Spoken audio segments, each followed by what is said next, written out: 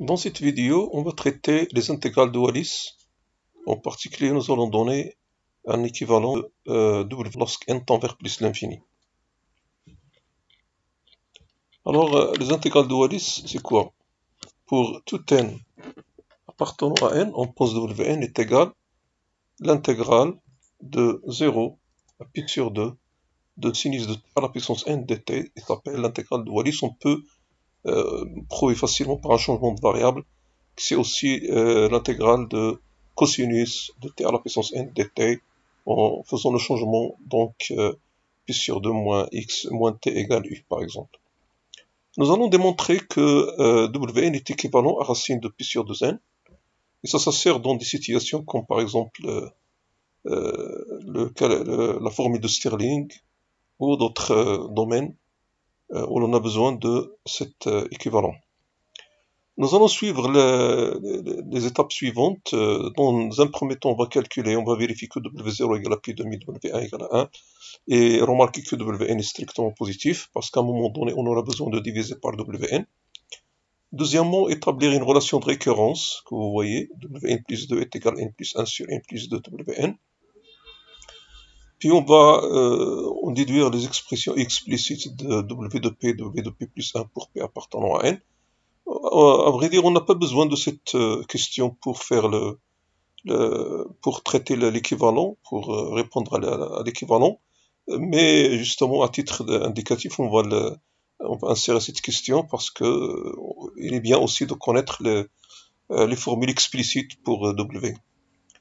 On va démontrer que la suite n plus 1 Wn plus 1 est constante de valeur pi demi, et on remarquera que Wn est décroissante, donc on va en déduire cette relation, puis finalement la conclusion. Alors commençons. Pour W0 c'est facile, donc il suffit de remplacer. W1 aussi, vous primitivez sinus t, donc c'est moins cos t, on obtient donc le résultat. Donc W1 c'est 1 et W0 c'est pi demi. La fonction qui a été associée sinus de t à la puissance n est strictement positive sur 0 pi demi, ouvert en 0. Donc l'intégrale, son intégrale entre 0 et pi demi est positive strictement, donc Wn est positif. Alors deuxièmement, Wn plus 2. Donc on commence par Wn plus 2, qu'on écrit sous forme intégrale, puis on factorise donc sinus n plus 2 sous forme de sinus fois sinus à la puissance n plus 1, et on va faire une intégration par partie. Alors là, on cherche une primitive de sinus, c'est moins cosinus, on laisse sinus de t à la puissance n plus 1, donc entre crochets, puis on dérive donc la fonction sinus à la puissance n plus 1. Il y a le signe moins de cette fonction, puis le signe moins de l'intégration par partie, donc ça vous donne ce que vous voyez ici.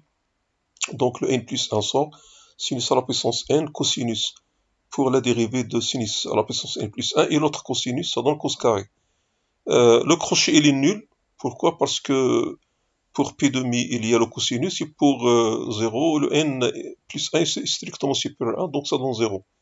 Donc il reste n plus 1 l'intégrale de 0 à pi demi de 1 moins sin carré t sinus puissance nt dt, et ça c'est n plus 1 Wn moins Wn plus 2. Donc ça c'est Wn plus 2, donc on en déduit facilement que n plus 2, donc vous avez n plus 1 c'est n plus 2, Wn plus 2 est égal à n plus 1 Wn plus 1, d'où la formule demandée.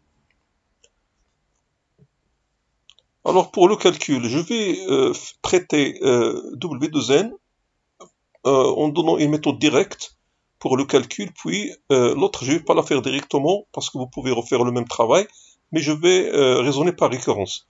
À vrai dire, je peux raisonner par récurrence pour les deux, parce que la question donne explicitement les formules, mais je fais comme si vous avez, par exemple, dans un cas, de calculer W de n sans qu'on vous donne la formule. Alors qu'on pose UN est égal à W de n, on remarque que U0 c'est pi demi, d'accord.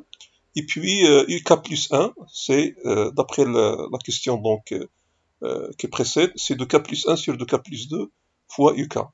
Bon, parce que UK plus 1 c'est W de K plus 2. Donc on met 2K plus 2 ici, et celui qui est avant, c'est ici, donc c'est 2K plus 1. Alors, partant de cette relation-là, on va prendre un entier naturel qui est non nul, puis on va faire le produit. Les produits des EK plus 1, ça va être le produit de ces quantités-là, pour k égale à 0 jusqu'à n-1. Alors, ça vous donne le produit des UK, k égale à 0 jusqu'à n-1, donc fois le produit de k plus 1 et le produit des deux cas. Bon, alors ici, on va donc dissocier ce produit en U0 tout seul, et le produit pour k égale à 1 jusqu'à n-1. De la même manière, ici, on prend un tout seul pour k égale n-1, donc ici k plus 1, ça donne un, et en bleu, c'est le produit pour k égale normalement à 0 jusqu'à n-2 de uk plus 1, mais on a fait un changement d'indice, donc ça donne le produit k égale à 1 jusqu'à n-1 des uk. Donc vous voyez que ce produit bleu, c'est le même, donc on va simplifier grâce à la question qui dit que les WK sont strictement positifs. Donc ici, à ce niveau-là, vous voyez qu'on a un produit qui comporte des facteurs qui sont des nombres entiers impairs. Donc on va insérer ce qui manque pour obtenir une factorielle, à savoir les deux cas pour k égale à 1 jusqu'à n. Vous voyez donc qu'on l'insère et donc on multiplie, on divise. Du coup, on obtient ici le même facteur. Donc on va l'élever au carré. Puis ici, on va obtenir une factorielle complète pour de 0 jusqu'à le dernier. Ici, c'est donc à vrai dire, c'est 2. Vous avez ici 2 fois n-1. Donc 2 fois n-1, donc il manque un 2n. Non, il ne manque rien parce que si vous avez le produit des k égale à 1 jusqu'à n des deux cas, donc vous avez tous les nombres pairs à partir de 2, donc 2 jusqu'à 2n. Ici, vous avez les impairs de 1 jusqu'à 2n-1. Donc, il y a tout ici, il y a tous les nombres de 1 jusqu'à 2n. Donc, je répète, ici, vous avez les impairs de 1 jusqu'à 2n-1. Puis ici, vous avez les paires de 2 jusqu'à 2n. Donc, vous avez tous les entiers de 1 jusqu'à 2n. Voilà. Donc, ici, c'est factoriel 2n, comme vous le voyez ici. Ici, c'est le factoriel n, parce qu'ici, on transforme produit des deux k pour 1 jusqu'à n. Ça donne produit des 2, donc c'est 2 à la puissance n fois produit des k, donc c'est 2 à la puissance n fois factoriel n. Donc, c'est au carré parce que c'est le même facteur. Puis, le pi demi qui provient de U0. Donc, on a donc la formule W de n est égale à ce qui est demandé. Bon, il est valable aussi pour n égale à 0, parce qu'on avait supposé que n est non nul, donc il est valable pour tout n appartenant à n. Alors pour l'autre, si vous voulez faire de la même manière directement, c'est possible.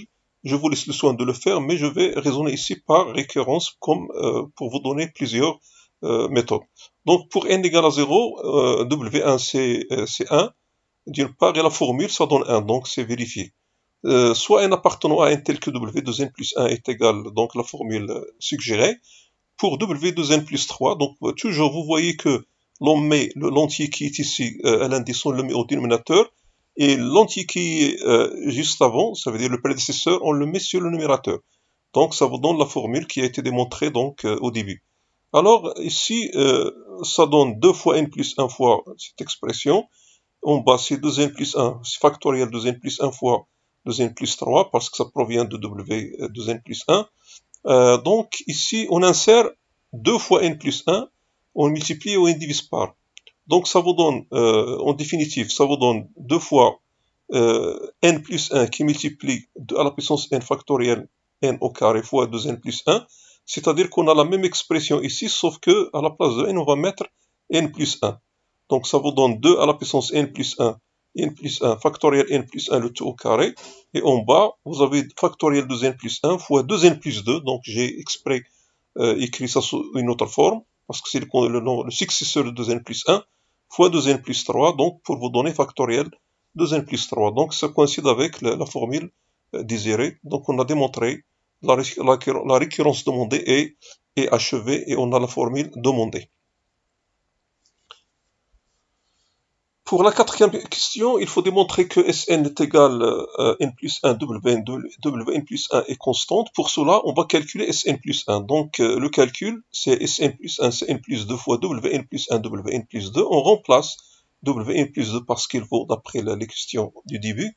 Et en simplifiant par n plus 2, il reste n plus 1, Wn plus 1 qui est Sn. Donc, Sn est une suite constante parce qu'il vérifie, quel que soit n, Sn est égal à Sn plus 1. Donc, en particulier, Sn égale à S0, et S0 c'est W0 fois W1 qui est égal à pi demi, en vertu des valeurs trouvées pour W0 et W1. Donc on a prouvé que n plus 1 Wn plus 1 est égal à pi demi, quel que soit n.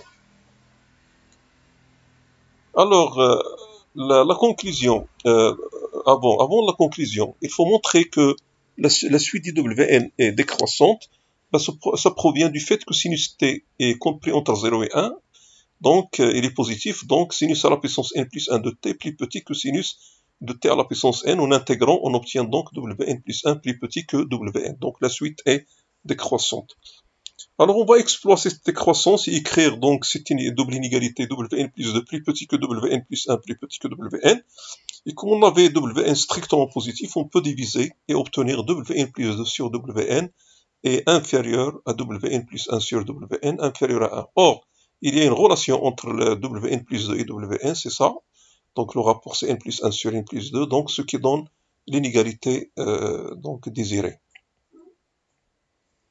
La conclusion. Partant de cette inégalité-là, comme la limite de cette quantité c'est 1, ici c'est 1, donc la limite du rapport Wn plus 1 sur Wn c'est 1, il en découle que Wn est équivalent à Wn plus 1.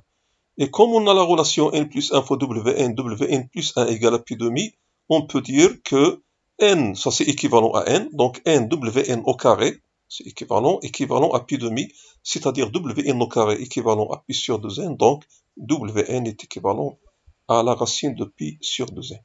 Ceci achève donc cette vidéo sur les intégrales de Wallis. Merci pour votre attention et à une prochaine, Inch'Allah.